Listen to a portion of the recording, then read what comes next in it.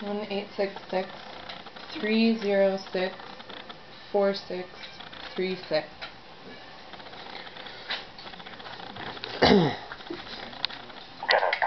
Information about CBC's English network, please press 1. Pour de l'information au sujet du réseau anglais de radio. Please hold while your call is transferred. Veuillez patienter.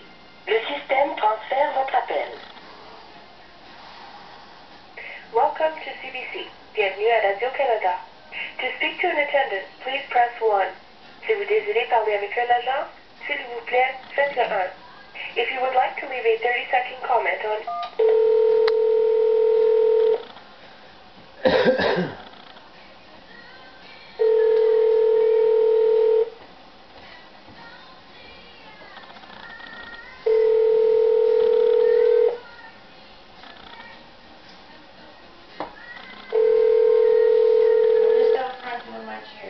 Okay.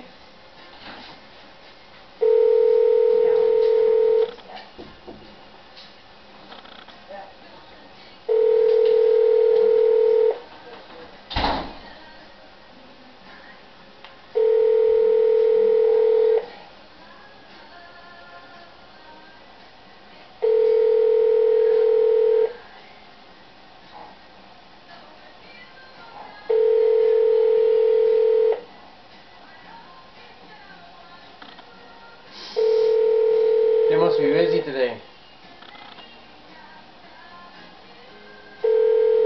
CBC Radio-Canada. Hello, how are you? Fine, thanks. Excellent.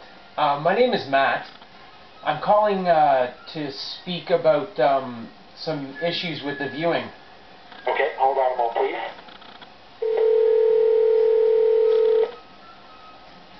CBC Audience Relations. Hello, how are you today? Good. Excellent. I'm calling regarding some viewing issues that I have. Okay. I'd like to, on the record, say that I'm very disappointed with the coverage of the G20. I did watch almost 2 full days of CBC coverage on what was happening at the G20. Yep. I've been looking on the internet quite a bit, and I have a lot of experience with camera angles and such. And I've been looking at a lot of the photographs from outside of the CBC coverage, and I'm noticing that a lot of the actual cameramen and such were there at very important times. I also noticed that there was some things that were happening that it doesn't make any sense to me how you guys can cover such atrocious acts of violence in places like Iraq and Iran, or Afghanistan rather, and not continue to show a clip that you might have of somebody being arrested. Also, are you still there? Yep. Also, yesterday on Sunday in the afternoon, when there was the clash with police just nearing the end of the G20 summit, you guys showed a very, very short clip in a stream of clips where a woman was handcuffed and thrown in the back of a car by some private security members, and she was thrown into the back of the vehicle, and the vehicle drove away, and these were ununiformed officers, and this was in a stream of other clips. And then when I waited for it to come up in its order, it was sincerely taken out. It makes no sense to me why it was shown once in a series of clips and then removed. I do understand there are controversial things, but this stuff needs to be reported on. I pay my taxes. You guys are tax funded, and I'm very, very upset about that. I would be happy to leave my name and number with regards to such other things. Okay. Are you recording this conversation? Is this going to be looked at in any way, in any importance?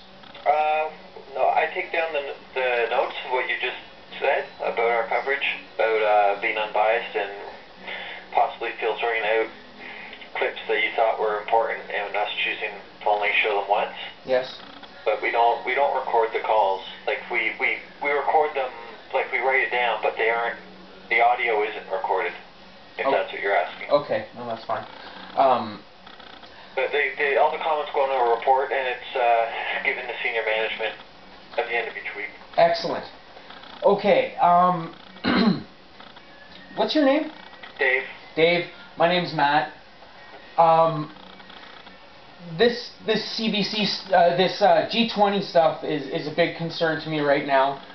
But I would like to, because I understand there's probably a large influx of people calling about this exact issue, I would like to make a formal on-the-record complaint about something else that happened in May for myself, okay? Okay.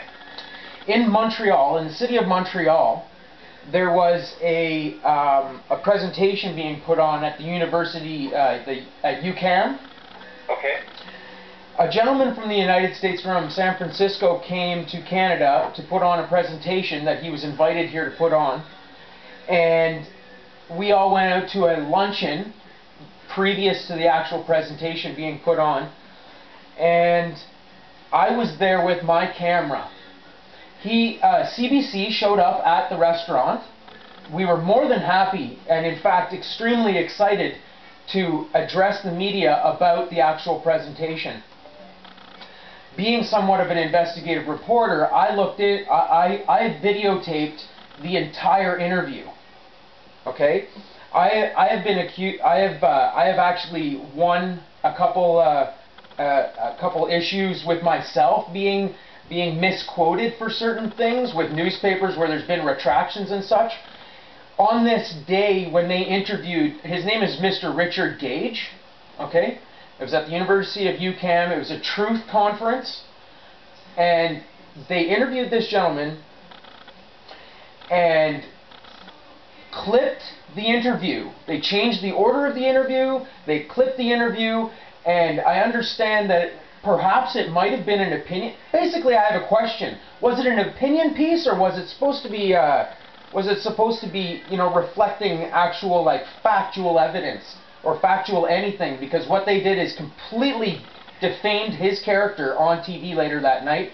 And I have posted my footage in comparison to the footage of CBC, and there is a absolute discrepancy. It's been making its rounds around the internet. It's actually posted on his website.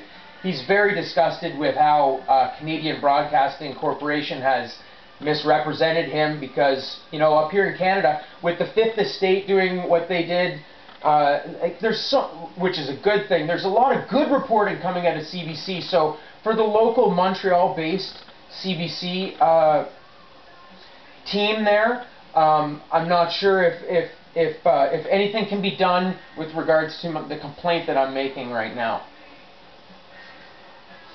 Still there? Okay, so I'll file that separately. Yeah, please file that separately. Richard Gage.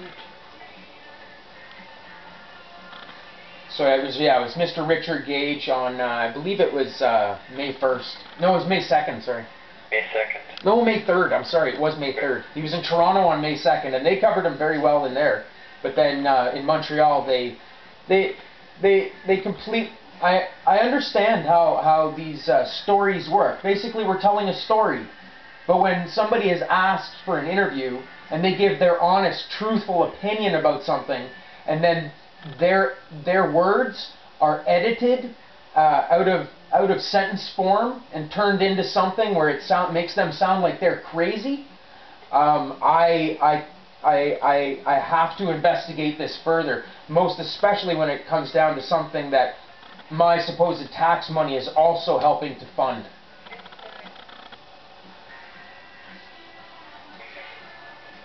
All right, sir. I'll put both of those concerns in for you. Thank you, Dave. I know it's not an easy job what you do. All right, thank you. Have a great day. Bye.